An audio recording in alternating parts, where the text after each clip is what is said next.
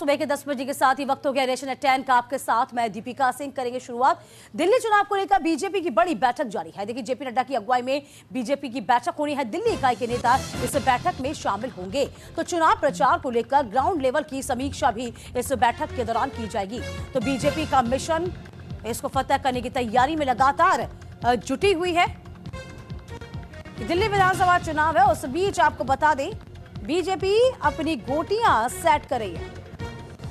तो बीजेपी का इस वक्त महामंथन जारी है।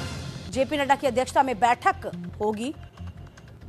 दिल्ली चुनाव को लेकर बीजेपी का ये महामंथन चल रहा है।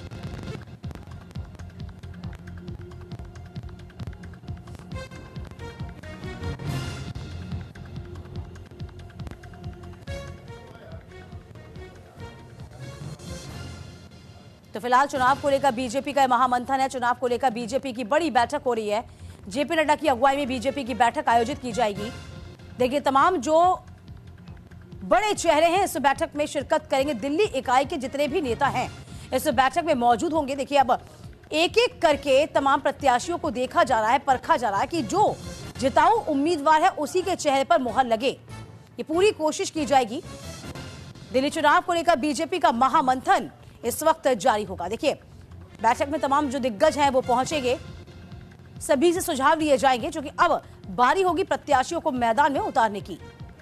तो कहीं कोई गलती ना हो, इसका पूरा ख्याल रखा जाएगा। जिताऊ उम्मीदवारों पर मुहर लगाई जाएगी। किस तरीके से आगे की रणनीति तैयार की जाए, इस पर विचार विमर्श किया जाएगा।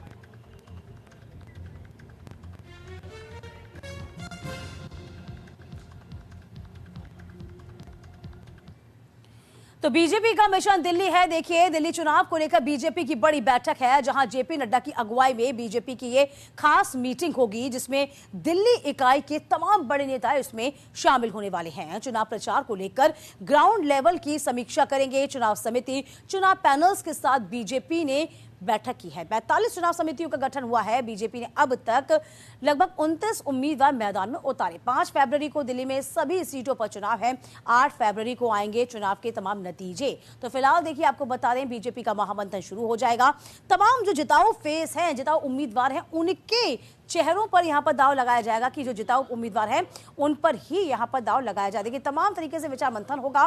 क्या कुछ वो सिनेरियो तैयार किए जाए जिससे कि जो सीट पिछले मर्तबा आई थी, इस बार वो सीट कहीं ना कहीं जीत में तब्दील हो जाए। और देखिए, जेपी नड्डा की अगुवाई में ये बड़ी बैठक होने जा रही है, जिसमें तमाम पर्यवेक्षक मौजूद होंगे। दिल्ली इकाई के तमाम लोग मौजूद होंगे। पीयूष हमारे सहयोगी इस पूरी खबर पर नजर बनाए हुए हैं। पीयूष, देखिए, मिशन दिल्ली इसे फतह करने की तैयारी में बीजेपी लगातार जुटी हुई है।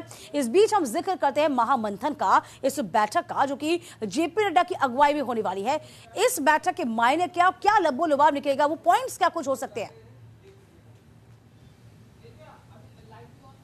देखिए, बैठक दिल्ली कोर कमेटी की बैठक है, जिसमें सभी पर्यवेक्षकों को बुलाया गया है और साथ ही साथ प्रभारियों को बुलाया गया है। उसके अलावा वरिष्ठ नेता जो हैं वो दिल्ली बीजेपी के मौजूद रहेंगे। और इस बैठक के जरिए आने वाले दिनों में जो नई सूची जिस पर मंथन होना है, भारतीय जनता पार्टी केंद्रीय चुनाव समिति की बैठक होनी है 10 तारीख को। तो उस बैठक के पहले कोर कमेटी की बैठक होगी और एक ड्राफ्ट तैयार करने की कोशिश की जाएगी, जिस ड्राफ्ट के सहारे केंद्रीय चुनाव समिति की बैठक में उन नामों पर विचार हो सके, ताकि जो दूसरी सूची है जिसमें बचे हुए नामों की लिस्ट आनी है, उसे जल्द से जल्द जारी करके पूरी तरह से भारतीय जनता पार्टी मैदान में अब उतरना चाह रही है। तो देखिए पीयूष, जाहिर सी बात है दूसरी सूची है, लेकिन यदि हम देखें प्रत्याशियों की घोषणा को लेकर यहाँ पर सबसे पीछे बीजेपी ही नजर आई है। तो क्या लगता है, समय ज्यादा लिया गया है तो जाहिर सी बात है मंथन भी उतना ज्यादा किया गया होगा, क्या माने?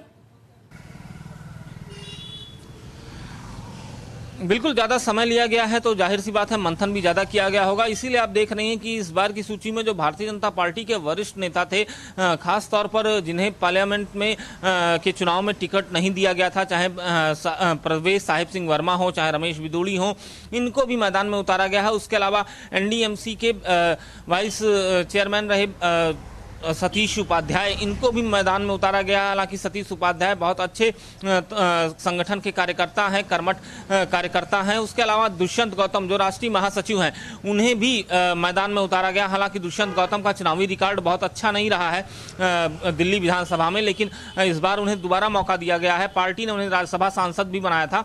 और सबसे बड़ी बात है, पार्टी के वो राष्ट्रीय महासचिव हैं, उत्तराखंड के प्रभारी भी हैं।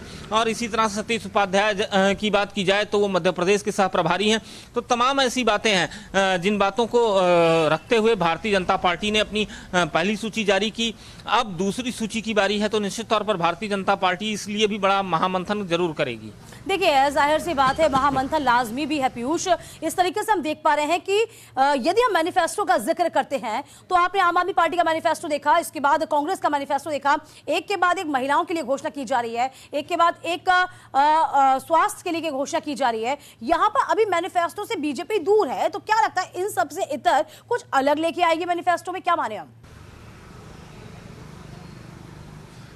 देखिए, जो घोषणाएं आम आदमी पार्टी या कांग्रेस कर रही है, कमोबेश ऐसी ही कुछ घोषणाएं भारतीय जनता पार्टी के खेमे से भी हो रही हैं। निश्चित तौर पर भारतीय जनता पार्टी का मैनिफेस्टो दिल्ली को लेकर दोनों पार्टियों से जुदा ही होगा। और कहीं ना कहीं भारतीय जनता पार्टी उन तमाम बातों को समावेशी तौर पर यहाँ पर रखने की कोशिश करेगी, जिनसे उन दोनों पार्टियों को चुनावी मैदान में पछाड़ने के लिए उसका वो मैनिफेस्टो एक कारगर हथियार साबित हो सके। और देखिए पीयूष, इस बीच ये भी खबरें चल के आई थी कि देखिए चुनाव आयोग ने भी किस तरीके से ऐसे नेताओं को कहा था, जब चिट्ठी कह सकते हैं कि डेट का ऐलान किया गया था, उन्होंने कहा था कि महिलाओं के बारे में कुछ ना बोलें, बच्चों का इस्तेमाल ना करें, इसका ख्याल रखा जाए। अच्छा, ऐसे बड़बोले नेताओं का क्या किया जाए? रमेश बिदूड़ी ने किस तरीके से प्रियंका गांधी पर कटाक्ष किया था, उनके गालों को लेकर तमाम बातें कही थी, आतिशी पर कटाक्ष किया था। अब यहाँ पर अनुशासन, डिसिप्लिन को भी मेंटेन रखना होगा, और ये कम से कम तमाम नेताओं को समझना पड़ेगा।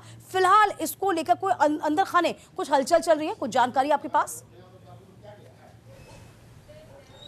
देखिए, अभी फिलहाल अंदर खाने कोई हलचल नहीं चल रही। हालांकि पहले भी जब सांसद थे रमेश बिदूड़ी, तो उन्होंने जिस तरह से जो कृतित्व किया था पार्लियामेंट के चलने के दौरान, उसके बाद उन्हें पार्टी ने कारण बताओ नोटिस भी जारी किया था, तमाम बातें हुई थी।